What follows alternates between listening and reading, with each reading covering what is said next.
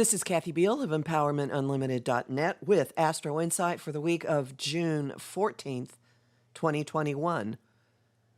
It's been a quiet morning, and just as I sat down to start recording this podcast, off in the distance I hear chainsaws, which you may hear at some point, and that is such a perfect metaphor for life right now. There's environmental noise. It's difficult to get your own quiet, your own peace. A lot of stuff going on out in the world, a lot of stuff going on in our heads. Many people walking around in clouds of confusion, sensing that they're going somewhere, but they're not sure what's happening. The clouds are already starting to pull back a bit, although that may not be apparent for another couple of weeks. And this week we have one last huge rattle to hit us. And after this rattle calms down just a bit, you will at least be able to perceive the environment, perceive what's been shaken, what's on the ground, and gradually come to with, okay, now how am I going to address this? Monday brings the second dramatic clash between the influence of structure, order, and the old ways, and the influence of radical change, innovative, unconventional approaches, and disruption. Saturn squaring Uranus. This happens 3 times this year. It is the defining aspect of the year. The first time was the middle of February. The last time will be the end of December. And now we're at the midpoint in that story arc. Now, the middle of February brought the really dramatic astrology on the ground of the power grid going out in 3 states in the United States. As this second square has been building, the power has gone out in a major city in Australia. This could be an issue all over the world.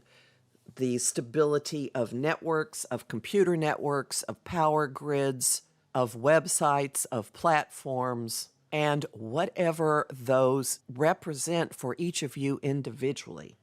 Something is being tested. It's being shaken. It's being rattled. This time, Saturn is retrograde. The old ways are really, really digging in, and the blasts are coming from unexpected directions, from the individual going against the collective or against a structure. Your role in your circle of friends may be tested. The role of certain people in your life may be challenged, refined. You could have lightning striking and opening the sky, and you suddenly see things, situations, whatever, in vastly different light. It's helpful to view this square as testing for deficiencies, for instabilities, for flaws in structures, and showing where these need to be addressed. Some of this testing could very well involve networks over which you have no control. I have been witnessing an epidemic of power outages happening with such frequency that you could take it as a giant hint to come up with other ways of doing some things.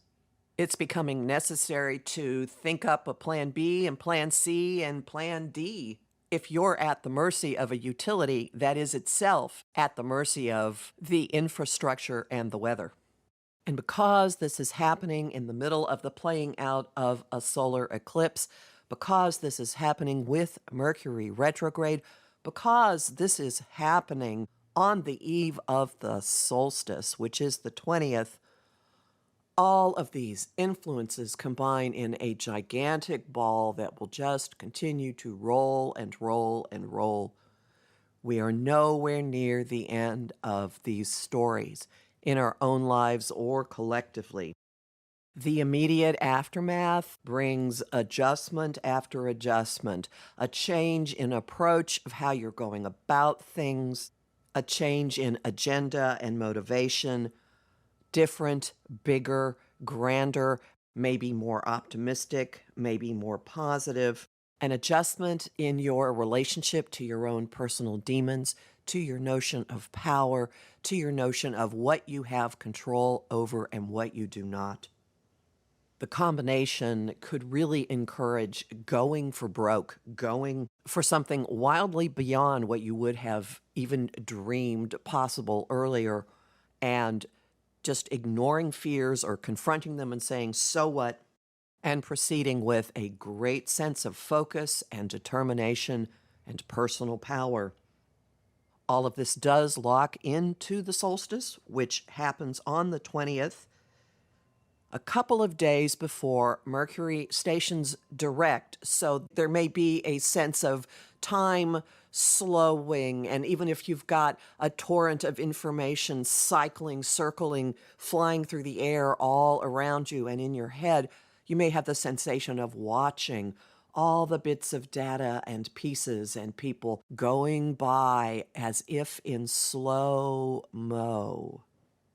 And this is exacerbated by Jupiter stationing retrograde also on the 20th and starting to bring to a close his coming attractions trailer for what he will be doing next year. Jupiter has briefly dipped into the very beginning of Pisces, adding to the unhinged, soft, I can't quite make out what's going on here, escapist vibe that many of us have been living with. Later in July, he will dip back into Aquarius and finish his tour of duty there until almost the end of the year. So, something's being shaken, something's being tested, something's being challenged, something may be being blasted open. Early in the week, motivation is enormous to deal, address, push forward, you see an opening, and wham, there you go. And then as we get later in the week, as the solstice comes, there's a sense of suspended in the air and watching and waiting. Sounds like an invitation for some downtime to me. Homing thought of the week, release my grip. Song of the week, Lightning Strikes the Postman by the Flaming Lips. And the image of the week is a vehicle crash test. You'll find much more about this in my forecast for the month of June, which is posted at my site, empowermentunlimited.net, where you can sign up for my mailing list and book a session with me. I'm Kathy Biehl, a professional astrologer with more than 30 years' experience. I host Celestial Compass on Om Times Radio on the first and third Monday of each month, as well as lively conversation on Facebook at Empowerment Unlimited and the group The Astro-Insight Lounge. I have lots of bonus content at patreon.com/Kathy Biehl, and I'm really grateful to the people who are supporting my work there. I post on Instagram at @KABiehl and on YouTube at the Professional Aquarian channel. Talk to you next week.